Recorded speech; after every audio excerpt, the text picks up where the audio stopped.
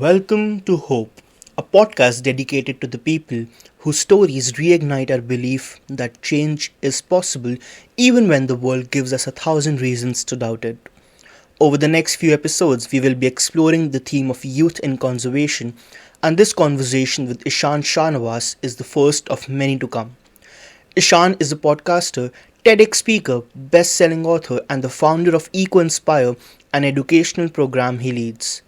We had a wonderful conversation about Ishan's journey, the insights he gained from writing a best selling book, and the future of conservation through the lens of a young conservationist.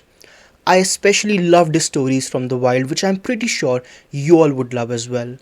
I hope you enjoy the story of the storyteller himself and that it inspires you as much as it inspired me.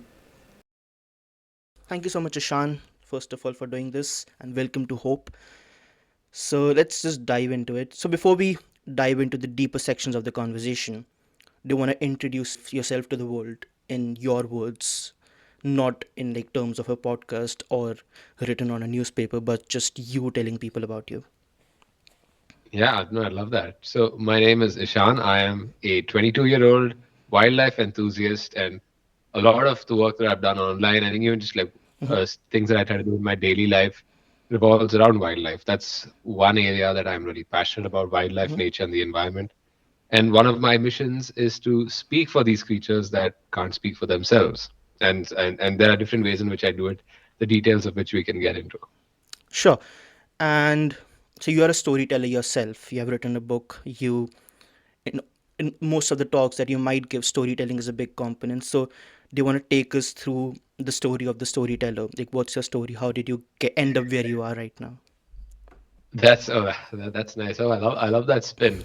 So I've been interested in nature and wildlife for as long as I can remember. I grew up in Bangalore. I'm having this conversation with you from Bangalore, and those of you who are familiar with Bangalore will know that just outside the city you end up seeing green spaces. You know, Bangalore is surrounded by a lot of these hills that have that have these scrub jungles and so on. And if you care to drive a couple hours from Bangalore, then you reach these classic Western Ghat forests of or the Nilgiris and so on. And so I have happen to be from two states. My dad is from Kerala and my mom is here from Karnataka. And my dad's family lives in Kerala. And so we would drive from Bangalore to Kerala, and that drive goes through Bandipur Tiger Reserve. It's um, it's perhaps the biggest. I think it's the biggest tiger reserve in Karnataka. It certainly is one with the most density of tigers and all the other animals, and it's on the southern border of the state. And you drive through this forest if you have to go to Kerala. And so that's a forest I would visit multiple times a year. And it's sort of grown on me over all these years. I know that forest like the back of my hand. Yeah. I've had a chance to work there also, which we can talk about. And so that forest, I think, is where I first discovered this love for wildlife. And when I was 14 years old, I happened to visit this forest again with my dad. And that day, in 2017, January 2017, I remember this. I think it was 10th January. I We happened to see a tiger, and that moment really changed me because the animal that was in front of me was much larger than any tiger I had etched into my imagination. You know, such a large Yep. animal. I had this lovely moment where this tiger had walked onto the road and it looked into my eyes, and it really felt as if, the gaze of this animal just penetrated through my head. That's the power of the tiger. I think those of us who have been fortunate to see tigers Yep. know this, right? This animal has a really commanding presence, and it looked into my eyes and it fundamentally changed something in me. And so a lot of uh, what I've done since is because of that one moment. It's really my sort of come to Jesus moment. Elaborate on that. Like, what do you felt when it saw you? Like, was it a cinematic movie scene? Like, what went inside you when that happened?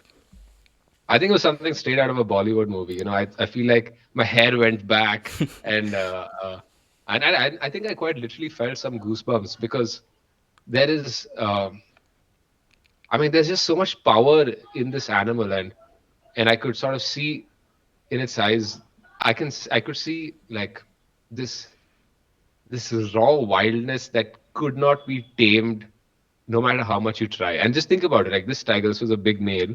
Uh, this tiger has had to brave all the odds to make it to where it is. It's the dominant male that at the time in Bandipur, it had to fight off all these other tigers. It had to kill a creature every week to survive, or every 15 days and so on.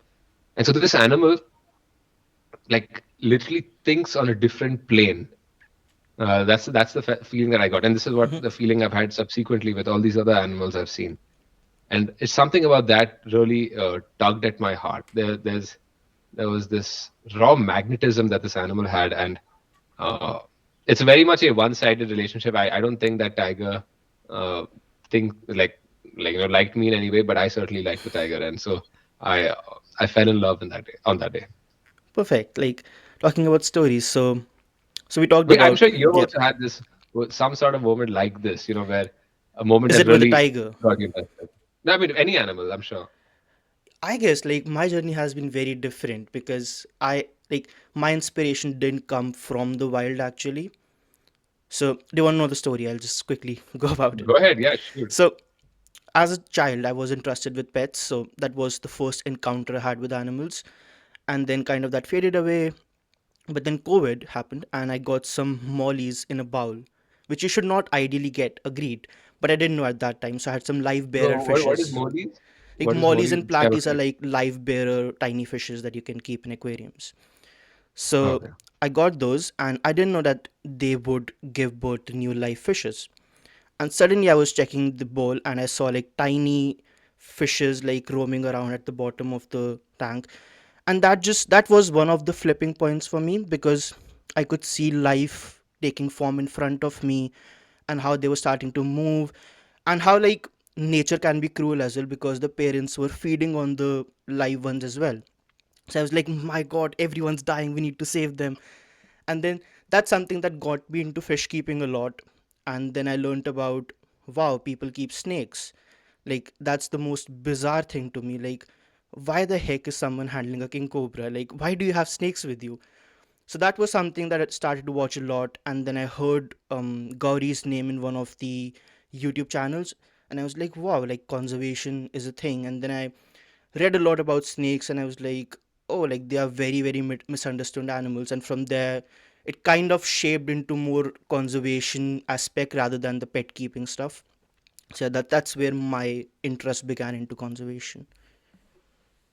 It's so funny you mention Dr. Gowri Shankar, because I've been fortunate to uh, visit his field station multiple times and interact Hmm. with him, and I mean we can get into the details of it, but he is a man of such just just a lot of grace, and someone who's so seasoned and he knows so much.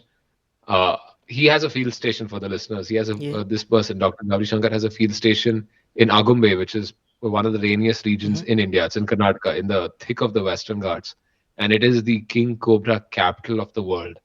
And when you think of king cobras and India, Dr. Gauri Shankar's name is what comes up. He's Definitely.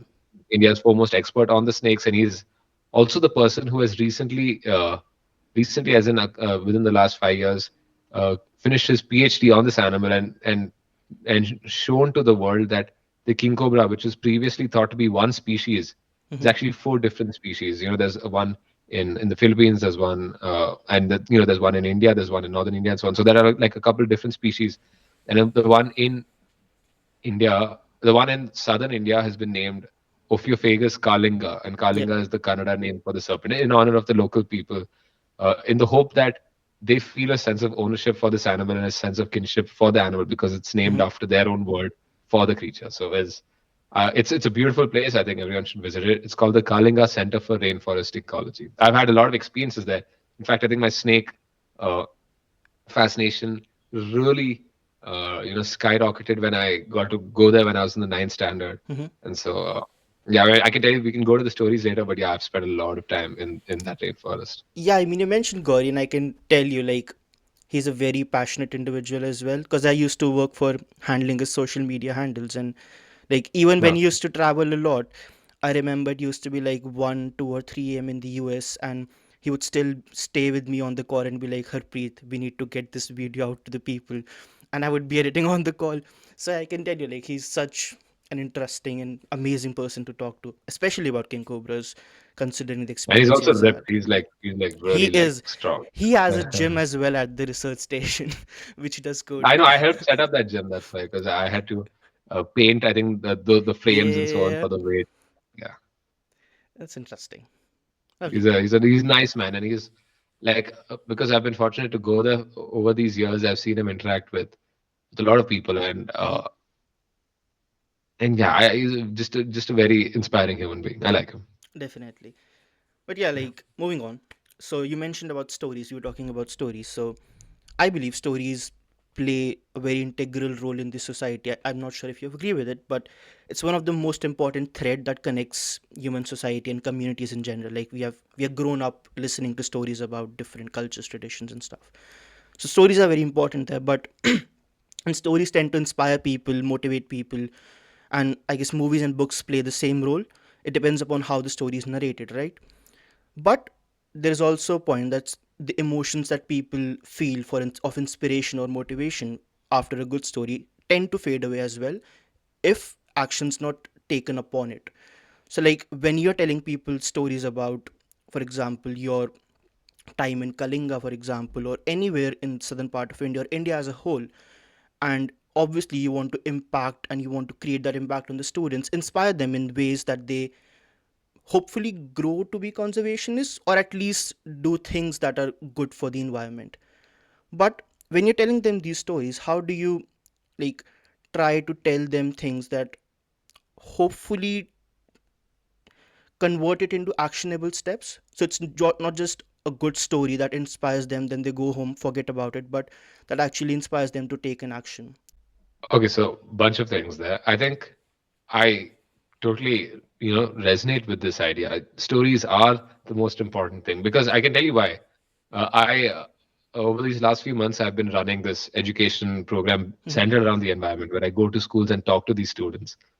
And I have noticed that if I just list facts, so that's something that maybe you and I will resonate with because we're already interested and we're already, in the in the fold. I resonate, but if I want to convert into a nature lover, if I just list out facts, oh, this frog does this or this bird does that, it Yeah. doesn't register. But instead, if I walk them through a story, um, if I talk to them, if I tell them about how I went in search of this particular bird and this particular landscape and what that thing was like and how I finally saw it. I think that connects with them on a deeper level, and that's what you ultimately want. Hmm. I've uh, I've been fortunate to have some thrilling encounters with a lot of wildlife, and narrating these stories has gotten wildlife to resonate with them on a deeper level than what just listing facts is like. And in fact, this is uh, one of my biggest uh, lessons from this whole program. I feel like nature education in general needs to be reformed because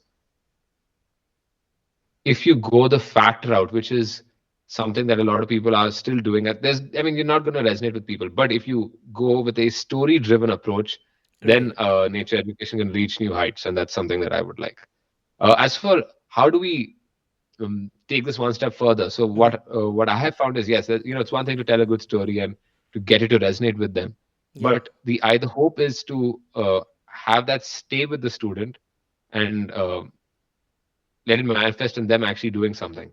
I think part of that is something that you cannot control. Hmm. You can give them the tools. You can tell these students and say, listen, this is how you can help now. You can volunteer. You can read. You can write. You can petition. All these are things that you can do, and then hope. And then at some point you have to let it blossom and let it take you know let it blossom in its own time. So that's something that's been very hard for me to do. Hmm. I want these people to act now and do something, but it's not. Right. But that isn't in your control. I think as nature advocates, it's especially with young minds, it's important that we sow the seed now, and then uh, hope that it'll blossom in due course. Oh, that's very true. Like, so another question I had, and I guess it would be a good follow up to this one. So, like, we are trying to inspire people, right? We want the younger generation to get into conservation. Like, obviously, like, not everyone would be a conservationist, but at least try to educate them and give them the tools to hopefully assist in the change, right? And like I want people to be conservationists, I want people to be passionate about nature, right? But I also feel that conservation has a lot of issues right now. And like it's not a question, it's just something I would love to know your views on. But those ills can be, conservation can be underpaid, and I know some organization and individuals who tend to be exploitative of the newcomers because just because they are passionate, and also because funding is hard to come by in conservation.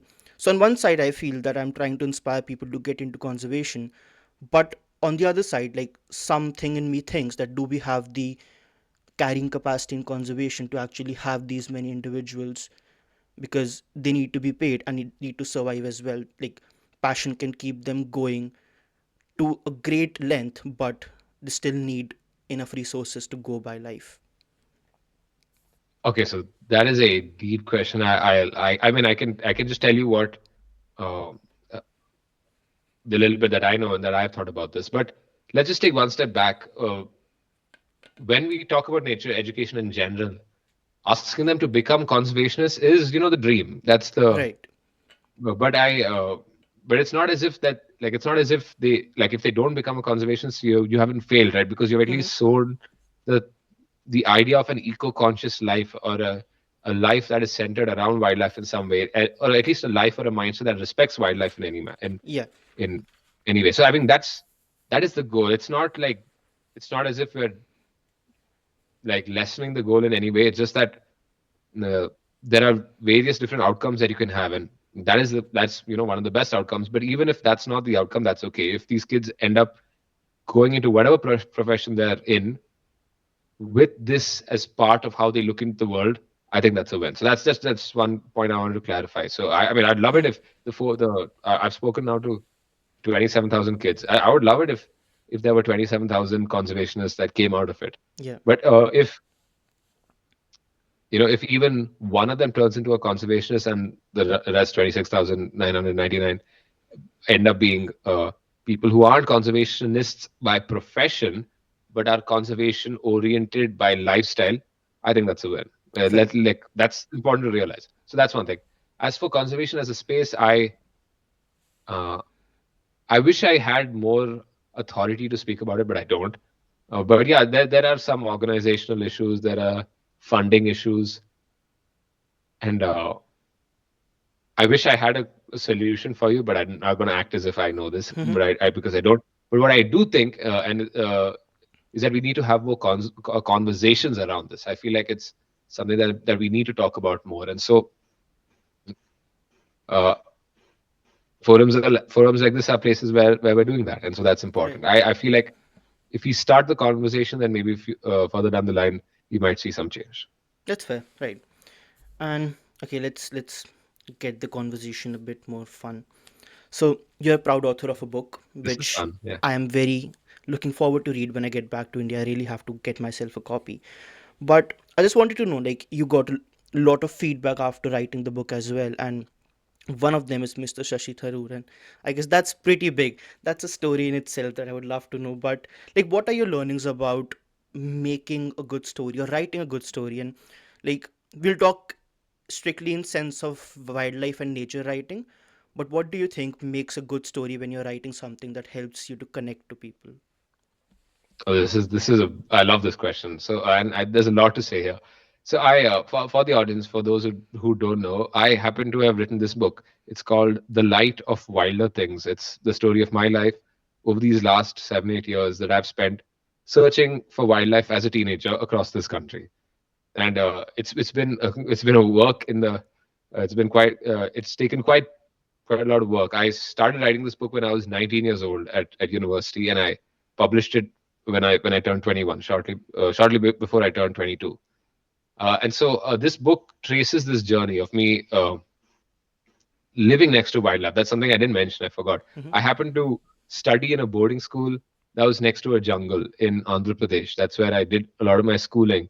And when I say next to a jungle, I mean quite literally next to a jungle. Like my boys' hostel was nestled in a small alcove within the surrounding jungle. So this was a 365-acre campus, out of which 70% was just jungle and 30% were the buildings and so on. And so I quite literally spent my childhood living next to wildlife and being that student who rescued snakes and frogs and lizards from the hostel. If there was ever a scorpion or something that came into the room, someone would send for me, and I would be the one to put it into a bucket and go outside, release it and then follow it for a while as it went, and went and just lived its own life. So This book traces that journey, and it traces my journey, volunteering for a lot of these organizations and research projects with leopards, with king cobras. It mentions Dr. Gowri Shankar among many other people, and of course my time in the Himalayas. It's very nice that we got Dr. Shashi Tharoor to write this lovely uh, testimonial. He's a man of such class. I met him again Yeah. just last week or something, and there's no maybe just 4 days ago, and he's an extraordinarily gracious human being. You would think someone at that level, um, you'd be shocked to see that even someone at that level is so warm and welcoming. It's honestly it's just so nice to talk to him. I think nature writing has the power to transform because it has transformed me. That I think one thing that I didn't mention is while I had all these wild encounters as a child, something that subtly but still profoundly affected my brain was all the nature writing that I read. So in school, the one legacy I have at my school is that all the nature books in the nature section, if you open the book and see the library card in that, you'll see my name for every wildlife book because I just devoured everything. In fact, even right now, just across to my left is my bookshelf, Hmm. and that is just filled with wildlife books. I have devoured books because that's just the culture in my house to read, to read, to read. And I think it really has the power to transform. And so when I was writing this book, it was very important to me that I drew on those lessons of nature writing, of countless nature writers that have really this done us a great service by recording all their insights and their stories. There are wildlife field biologists, there are just writers in general who have uh, decided to pen down their experiences, and now many years down the line people like us who weren't even born at the time that they had these experiences can revel in their thrills. And so there's this particular man I want to shout out because he's someone I'm thinking a lot about right now. His name is Dr. AJT Johnson. He was a field biologist who used to study who did his I think his doctoral thesis in Bandipur studying dholes or the Indian wild dog. And his books really had an effect on me because he was working in the forest that was so close to my heart, I've gone to places that he's studied, and in my mind I remember him saying that, oh, he saw an elephant here, or he saw a leopard on that tree. And it gives me a lot of thrill knowing that I was walking the same trails. I think nature writing, to your question, nature writing uh, is emotional. Nature writing needs to be emotional. Nature writing needs to be descriptive. You need to be able to take the reader into that space so that they can see the world through your eyes. And you need to be able to put the reader in your shoes so that they could experience your experiences the way you experience them, if that makes sense. Yeah. And something that I tried with the book a lot. I did not want uh, this book to just be me talking about all these different encounters that I had. I take them through this entire life journey, and I take them through even especially all the downs. Earlier when I was writing the book, I was one piece of feedback I got from some early friends who were reading the material was that, Ishan, it just reads like a highlight reel. You saw this encounter, then you saw that encounter. So there's nothing. Uh, there's no emotional variance, which is something that you need in a book. And I realized that I'd been shielding the readers a lot from what was going on at that time in my life. And so if you read the book, you'll see the entire spectrum. In fact, the last arc of the book, which is the Himalayan arc, started because I was at Ashoka University, which is near Delhi in Sonipat, and I just wasn't having a good time because of some things in my life, and so I decided to go to the Himalayas as a for a breath of fresh air. This was right after me actually seeing this porcupine that was hit by a car next to my university, and that was a really traumatic sight to see Hmm. this animal that I'd been following for so long in this landscape next to in Sonipat. To just see it dead with its eyes just staring blankly into space, I think that really moved me, and it showed me that I just needed to get out of there and be in a natural space again. And so that's why I went to Uttarakhand, and that place, oh my God, I've said this many times, and uh, for some reason those who aren't in Uttarakhand don't like it, but Uttarakhand is my favorite state. It is Okay. a place, it is just beautiful. beyond beautiful. You know this, right? You live in Delhi. I'm Mm-hmm. sure you've been a lot, right? Yeah. You have been, right? I've never been to I Uttarakhand, can but remember. I've never really traveled much You have to except go. southern India, like at Gauri's field station or at Jerry's trust. So those are the two places I would say I've been to in South India, but yeah, I've not traveled India much. Okay, you living in Delhi have to go to Uttarakhand. There's no excuse now. There's a bus from Kashmiri Gate that goes to Rishikesh, Okay, and Rishikesh is like a stopover point from where you can go to a lot of places. If not Rishikesh, you can go to Kumaon, you can go to Haldwani, and from there go. You have to do it now. Okay, next time you get on okay, call, I want you to I want you to recount your definitely. Uttarakhand experience I'm because it's back such a in different May, landscape. so I have to do it then. Yeah, you have to. For those, so if you haven't, have you read the Lord of the Rings and the Hobbit? Have you read those I books? Have haven't you seen read. those I've seen the movies? movie. Yeah, Okay, so you've seen the movies. You know that landscape. This yeah, was yeah, yeah. filmed in New Zealand, but Uttarakhand is so close to that landscape. Uttarakhand and Himachal, but yeah, both of them. That's it's a grand landscape that will teach you a lot about yourself. I don't want to say more. Go to those places, and so That's a crazy hopefully, even when you read the comparison, book, though. yeah. And truly, I felt like I was walking just through that story because that's what the landscape is like. And so, for the fanatics, of which I'm one of them, the oak forests of Uttarakhand are much like the Fanghorn forest Yeah. in Middle Earth. And if you know, you know. Ah, okay. That's a place I have to go now. Yeah, you really need to go. You need to go. So hopefully in the book, I'm able to take the readers there. Of course, the book has photographs, most of which are mine. I've also illustrated the book myself, and so I mean I can pull up one real quick. So yeah, it's funny we were talking about Agumbe, right? So this is a Malabar pit viper that I had sketched Hmm. for one of the Agumbe chapters. I happened to help one of the researchers at the Kalinga field station in Agumbe who was studying these snakes, and so I had to obviously dedicate one chapter to that study. That's beautiful. And like, do you want to tell us a story, maybe? Maybe interesting incident that you might or might not have mentioned in the book that you would think someone would not believe if you told them. I have one. It's one that happened in May of this year. So it happened after the book was published, and Okay. already it already hit the bestseller list. I think before this happened. So I was in Wayanad, in a plantation. So this wasn't even in the forest, but this was sort of near the forest. Okay, and, Mm-hmm. Wayanad is a place where the plantations and forests often mingle, and you can't really tell where one begins and the other ends. And I was walking through this person's plantation when with this other person when in the distance he saw something move, and there are a bunch of us there, and so there are a lot of spotted deer that come into the plantation, given that these things are so seamless. And so we were wondering, oh, what is that deer doing there? This was right near the elephant trench. So we decided to just go closer.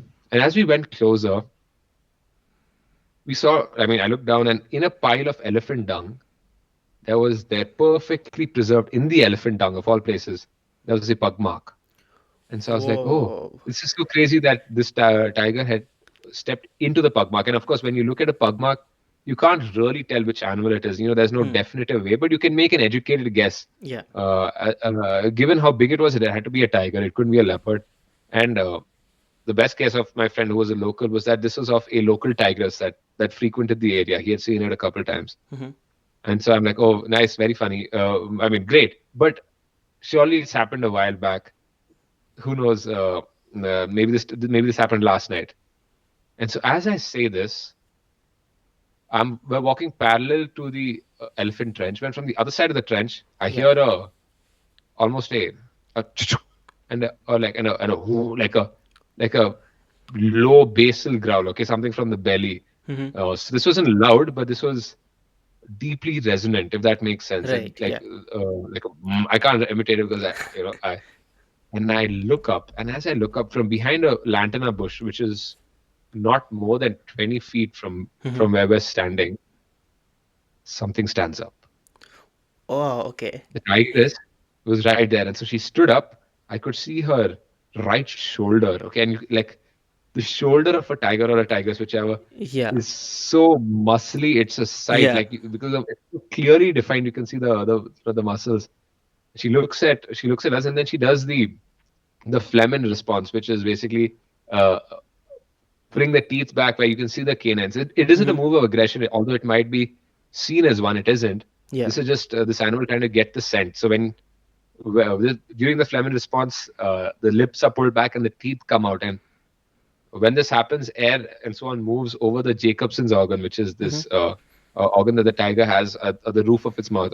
If you put your tongue on the roof of your mouth, Mm-hmm. the palate or whatever it's called, that's where the air goes, and so that's where, so that's what this animal was doing. It was just scenting the air, and she looked at us, and I could see uh, that this tiger's teeth, which I always thought was actually a pale white, was yellower than the turban you have on. Whoa. Okay, it was yellow, almost brown. Okay, you can imagine it's Yeah. such a sight. Yeah. And even the eyes of the tiger. I always just you always see the pupil of the tiger, which is black or Mm-hmm. a nice shade of brown or something. But when it looks around, you can even see the white. I could see the white in its eyes. That's how close I was to this Whoa. animal. And so for 2 seconds, I was frozen solid because I didn't expect to see a tiger so close Yeah. on foot, and then I slowly backed away. But this animal wasn't aggressive in the slightest. I think she was just a little shocked, and I think, and I not I think, I'm sure that she stood up just to let us know that she was there. Mm-hmm. Because she could have very well sat and we might have just walked past without knowing. Yeah. But what if we crossed, or what if we went a little closer? Then it would be too close for comfort, Yeah. right? And so the animal was doing us a service, and even doing itself a service to just let us know that she was there. And that's when I really understood the intelligence of this animal. Such an Hmm. intelligent creature, and I could see it so close, both intelligent and wow, this tigress was beautiful and so extremely powerful. The minute the minute I saw the muscles on the shoulder, oh my God, That's crazy. I was blown away. Yeah. So it's what a gorgeous animal, and to have such an encounter, which is something you read about a lot in books, to have one at such a young age, it's Mm-hmm. I think someone was looking out for me. That's interesting. Like I remember I was when I was at Jerry's place, and this was like long time back. Like the first incident and the first time my parents allowed me to get out of the house was at Jerry's place, and it was for a week. But I remember someone was there, and they were just trying to scare me, and they were like, leopards come around. You should be cautious. So I was like, just tell me, like, if the leopard comes in front of me, what should I do? So someone just joked about, they were like, just look at it, just enjoy it being out of its cage, because that's the last time you're seeing a leopard. Like, thank you so much. Like, that feels really good. I'm not coming out of my room at night anymore. But yeah, like we are talking about stories, so like before we wrap up the Yeah. stories section, do you have any advice for maybe another 21, 22-year old writer who's maybe writing his next nature writing book? Like, would you like Well, want us to I go through think the process of it? what I would maybe a bunch of things, and this is age agnostic. You can be whatever age, but if you're Okay. writing a book on nature, I think it really helps to write when you're at in that space. There's something about actually being in a natural space with the air, with the smells, with the temperature, with this, the landscape right before you, that evokes something that memory can't. And so if you're in a natural space, keep a journal with you and just jot down what you're seeing, because that captures the landscape in a way that uh, all these other uh, any recollection will not. So the reason also I think the book is done so well is because a lot of it is me recounting encounters that I have in my journal, in all these journals that I've kept across the year. That's something I've done. I've kept a journal, especially from all these trips, documenting these encounters, and so I have these encounters recorded in these journals from that time. It's not me trying to recollect it from my brain. These are I have like written evidence of this from that time, and so that really captures the essence of what that feeling was like. And especially when I reached the Himalayan arc, I sort of wrote the Himalayan arc as I was experiencing it, if you know what I mean. And so I have moments in the book uh, that I had just written a couple Mm-hmm. months or so ago, and so I think that really helps. And the second thing is to read as many nature writers as possible. Let me give you a couple. people to start with. Read AJT Johnson's work. Read M. Krishnan's work. M. Krishnan is a famous Hmm. nature writer. He's from Tamil Nadu. Read Bittu Sehgal, one of the legends Yeah. who, the person behind Sanctuary Asia, really like Hmm. the goat.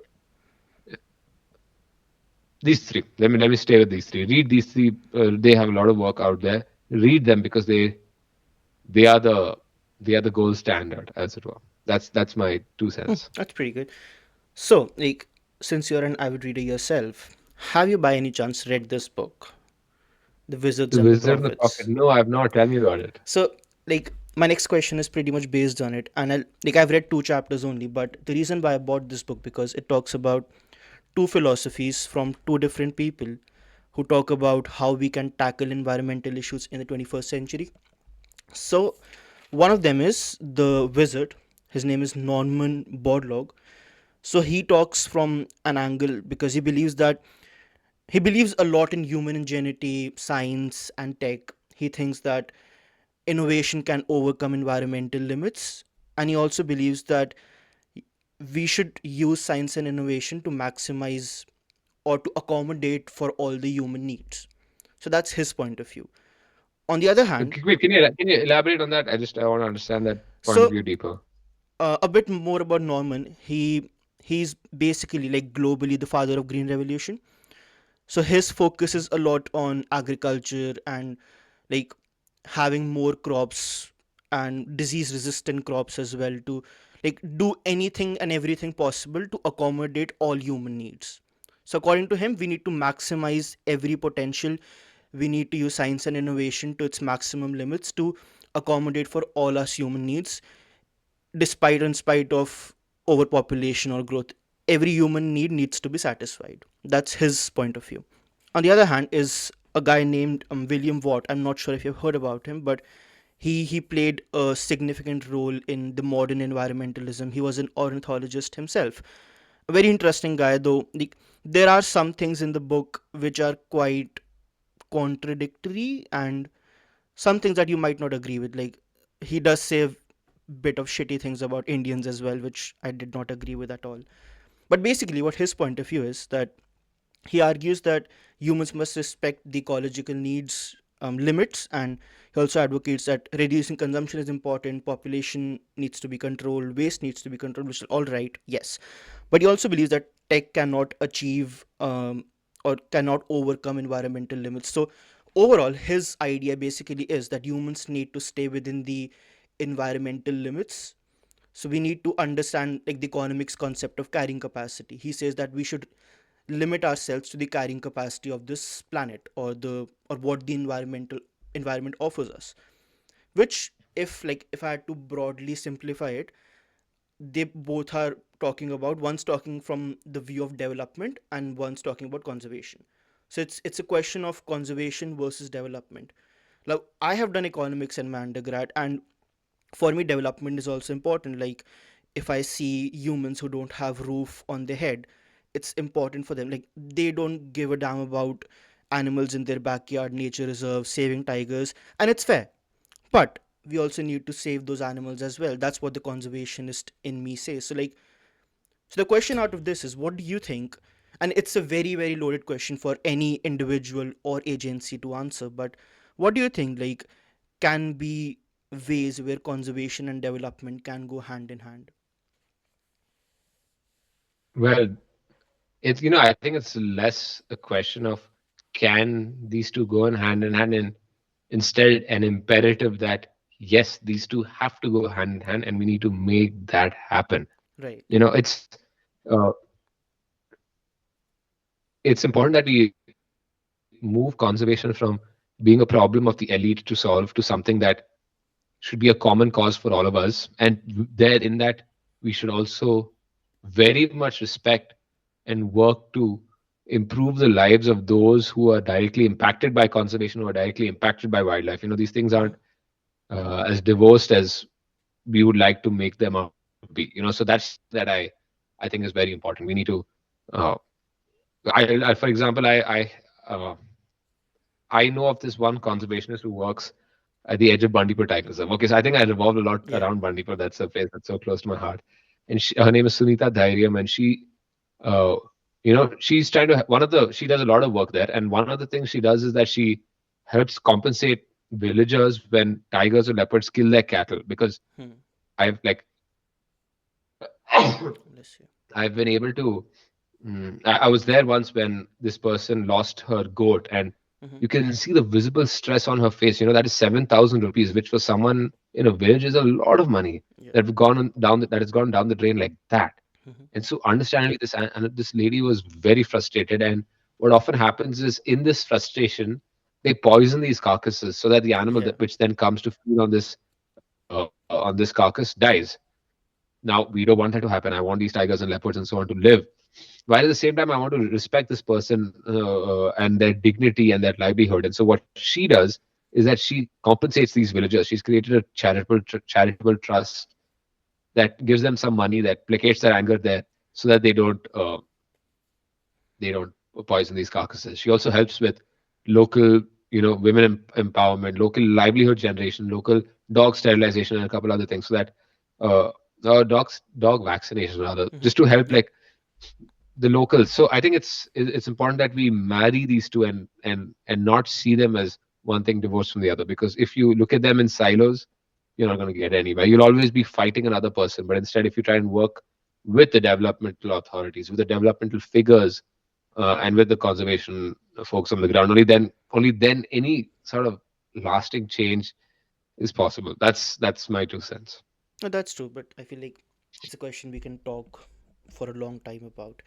But I'll Yeah, no, just I hope, but it's important that we have these conversations, and so that the next generation of conservationists has a more holistic view in how they want to solve these different problems.